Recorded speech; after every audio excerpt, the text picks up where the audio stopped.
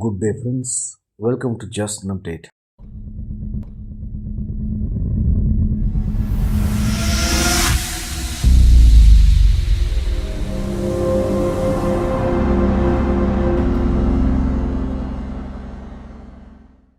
இன்றைக்கி நம்ம நிகழ்ச்சியில் பார்க்க போகிற தலைப்பு எதை பற்றின்னு பார்த்தீங்கன்னா ஆடி கம்பெனியினுடைய எலக்ட்ரிக் வெஹிக்கிள் டிவிஷனுடைய துவக்கமும் அதனுடைய ஜேர்னியை பற்றி தான் பார்க்க போகிறோம். பொதுவாக பார்த்தீங்க அப்படின்னா ஒரு ஆட்டோமொபைல் ஹிஸ்ட்ரியில் வச்சு ஒரு கம்பெனி ஒரு புதுவிதமான டெக்னாலஜி கொண்டு வராங்க அப்படின்னா மற்ற கம்பெனிகளில் உடனே வந்து அதை அடாப்ட் பண்ண மாட்டாங்க. குறிப்பாக பார்த்தீங்க அப்படின்னா 120 வருடங்களுக்கு முன்னாடி நிறைய குதிரை வண்டி தான் ஓட்டிக்கிட்டு இருந்தாங்க. அப்போதைக்கு கார்கள் எல்லாமே வந்து ரொம்ப காஸ்ட்லியாக இருந்த காரணத்தினால வெறும் பணக்காரர்கள் மட்டுமே தான் வந்து கார்கள் வந்து பயன்படுத்திட்டு இருந்தாங்க. ஆனால் ஹென்ரி ஃபோர்டு அவர்கள் ஃபோர்ட் மாடல் டீயை கொண்டு வந்தவங்க சீப்பாக வந்து கார்களை ப்ரொடியூஸ் பண்ண காரணத்தினால மக்கள் எல்லாருமே ஓரிரு வருடங்கள்லேயே வந்து குதிரை வண்டியை ஓட்டுறதை விட்டு எல்லா மக்களுமே வந்து கார்களை வாங்க ஆரம்பித்தாங்க. ஸோ அதே மாதிரி பல காலங்களில் எலக்ட்ரிக் வெஹிக்கிள் மார்க்கெட்டில் இருந்தாலும் டெஸ்லா நிறுவனம் வந்து எலக்ட்ரிக் வெஹிக்கிளில் முழுமையாக ஃபோக்கஸ் பண்ணி அதை நிறையா டெவலப் பண்ணி 2008ஆம் ஆண்டு வந்து ரோட்ஸ்டர் அப்படிங்கிற மாடலில் வந்து ஃபஸ்ட் டெவலப் பண்ணாங்க. பிறகு 2011ஆம் வருடம் வந்து டெஸ்லா மாடல் எஸ் இன்ட்ரடியூஸ் பண்ணாங்க. அது வந்து உலகத்தில் உள்ள ஏகப்பட்ட ஆட்டோமொபைல் கம்பெனிக்குள்ளே பல சர்ச்சைகளே வந்து உருவாகுச்சு. ஏன்னு பார்த்தீங்கன்னா எந்த ஆட்டோமொபைல் நிறுவனமே வந்து சாதிக்காத ஒன்று டெஸ்லா நிறுவனம் வந்து சாதிச்சுது. என்னதான் வந்து அது பெரிய ஒரு விஷயமா எடுத்துக்கிட்டாலும் எல்லா கார் இண்டஸ்ட்ரியுமே வந்து இந்த பேட்டரி மாடலில் தயாரிக்க கிடையாது. ஆனால் ஆடி கம்பெனி வந்து இதனுடைய முக்கியத்துவத்தை முன்கூட்டியே புரிஞ்சு 2013ஆம் ஆண்டு அவங்க PH அப்படின்னு சொல்லிட்டு ஒரு பிளாட்ஃபார்ம் வந்து உருவாக்குறாங்க. அது என்னன்னு பார்த்தீங்கன்னா ஆடி கம்பெனி ஜீரோலேருந்து ப்ராஜெக்ட் வந்து ஸ்டார்ட் பண்ணுறாங்க. அது இந்த எலக்ட்ரிக் வெஹிக்கிள் ப்ராஜெக்ட் வந்து ஸ்க்ராட்ச்லேருந்து ஆரம்பிக்கிறாங்க. ஸோ அப்போ என்ன பண்ணுறாங்கன்னா இந்த PH பிளாட்ஃபார்ம் ஒன்று உருவாக்கி அவங்க பல R&D பண்ண ஆரம்பிக்கிறாங்க. குறிப்பாக பார்த்தீங்கன்னா டெஸ்லா மாடலினுடைய எஸ்ஸை வந்து இம்போர்ட் பண்ணி இந்த ரிவர்ஸ் இன்ஜினியரிங் பண்ணி ஆடி கம்பெனி வந்து ஒரு பெரிய ஒரு SUV டைப்பில் வந்து நம்ம எலக்ட்ரிக் வெஹிக்கிள் உருவாக்கணும்னு சொல்லிட்டு ஆடி Q8 e-tron அப்படிங்கிற ஒரு கார் மாடலில் டிசைன் பண்ண ஆரம்பிக்கிறாங்க. ஆனால் ஆரம்பத்தில் எல்லாமே ஈஸியாக முடியல.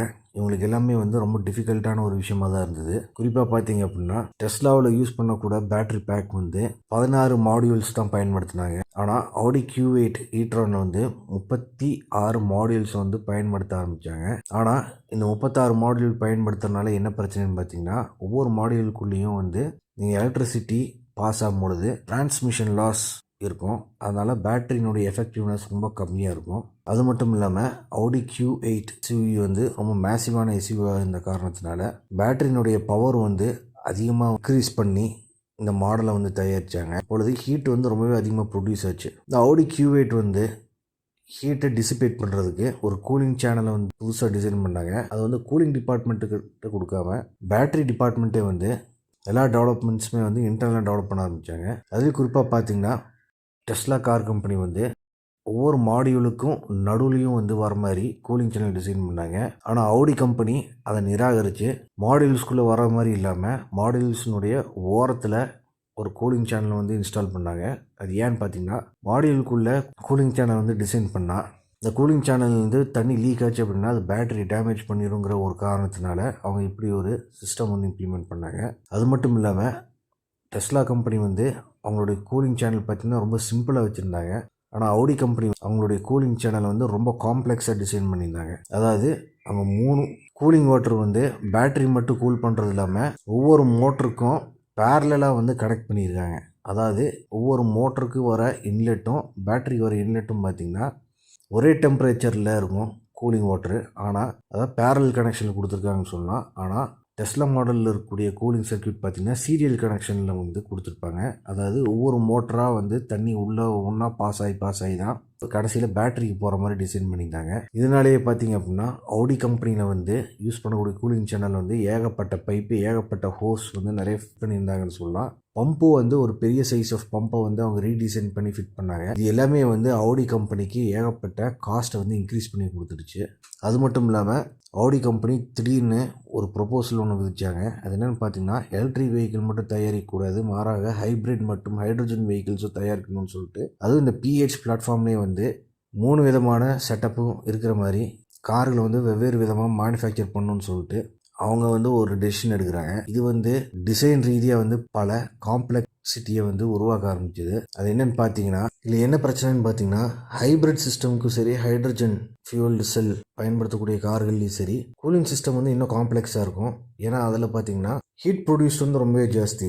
ஹைப்ரிட் சிஸ்டமில் வந்து என்ஜின் ப்ளஸ் பேட்டரி ரெண்டையுமே கூல் பண்ணுறதுக்கு ஒரு பெரிய கூலிங் சிஸ்டம் வேணும். ஹைட்ரஜன் ஃபியூல் செல்டு கார்களை வந்து கூல் பண்ணுறதுக்கு வந்து கூலிங் சிஸ்டம் வேணும். ஏன் அப்படின்னு பார்த்தீங்கன்னா, ஹைட்ரஜன் பவர்டு கார்ஸ்லாம் எஃபிஷியன்சி வந்து ரொம்ப கம்மியாக இருக்கிற காரணத்தினால அது கூலிங் வந்து நிறைய தேவைப்படும். ஸோ இப்படி ஒரு ப்ராக்டிக்கலான டிஃபிகல்ட்டி நிறையா இருந்தது அப்போது. ஆனால் திடீர்னு 2015ஆம் ஆண்டு ஃபோக்ஸ்வேகன் வந்து டீசல் கேட் ஸ்கேண்டலில் மாட்டின காரணத்தினால இந்த ஆடி கம்பெனியில் வந்து ஒரு சில சேஞ்சஸ் கொண்டு வந்தாங்க. அவங்க ஹைப்ரிட்டும் ஹைட்ரஜன் ஃபியூல் செல்டு கார்களை வந்து டெவலப்மெண்ட்ஸ் பண்ணுறதை வந்து டப்புன்னு ஸ்டாப் பண்ணிட்டாங்க.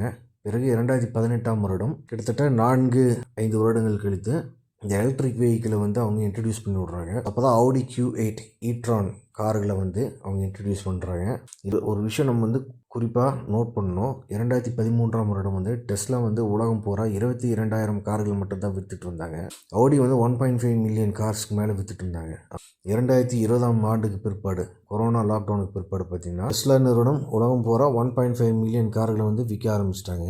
ஆனால் ஆடி வந்து அவங்களுக்கு கம்ப்ளீட் பண்ண முடியாமல் 1.5 மில்லியனுக்கு கம்மியான கார்கள் தான் இன்னும் விற்றுட்டு வராங்க. இருந்தாலும் 2025 வரைக்கும் இந்த ஆடி Q8 ஈட்ரானுடைய சேல்ஸ் வந்து வேர்ல்டு வைடாக ஒரு நாமினலாக தான் இருக்குன்னு சொல்லலாம். நான் இந்த வீடியோவில் ஆடி Q8 ஈட்ரான் மற்றும் ஆடி கம்பெனியினுடைய எலக்ட்ரிக் வெஹிக்கிளினுடைய டெவலப்மெண்ட் ஸ்டோரியை வந்து ஷார்ட் அண்ட் கிறிஸ்பாக தெரிவிச்சிருக்கேன். உங்களுக்கு வேறு ஏதாவது தகவல் தெரியும்னு நினச்சிங்கன்னா கீழே கமெண்ட் செக்ஷனில் உங்கள் கருத்துக்களை தாராளமாக பதிவு செய்யலாம். வீடியோவை பார்த்ததுக்கு நன்றி. நீங்கள் புது வியூவராக இருந்தால் நம்ம சேனலுக்கு சப்ஸ்கிரைப் பண்ணுங்கள். உங்களுக்கு இந்த மாதிரி டெக்னாலஜி அண்ட் ஆட்டோமொபைல் ரிலேட்டட் வீடியோஸ்லாம் அப்டுடேட்டாக கிடைக்கும். இந்த வீடியோவை லைக் பண்ணுங்கள். அப்போ தான் இந்த யூடியூப் அல்காரிதம் இந்த வீடியோவை ரெக்கக்னைஸ் பண்ணி நிறைய பேர்த்துக்கு இந்த வீடியோவை போட்டு காட்டும். அது மட்டும் இல்லாமல் எனக்கு மோட்டிவேஷனலாகவும் இருக்கும். நீங்கள் கண்டிப்பாக லைக் பண்ணுவீங்கன்னு எனக்கு தெரியும். மறக்காமல் இந்த வீடியோவை உங்கள் நண்பர்களுக்கும் உறவினர்களுக்கும் ஷேர் பண்ணுங்கள். அவங்களும் நிறையா விஷயங்கள் இந்த மாதிரி சுவாரஸ்யமான தகவல்களை பார்த்து தெரிந்து கொள்ளட்டும். மீண்டும் அடுத்த முறை சந்திப்போம். நன்றி, வணக்கம்.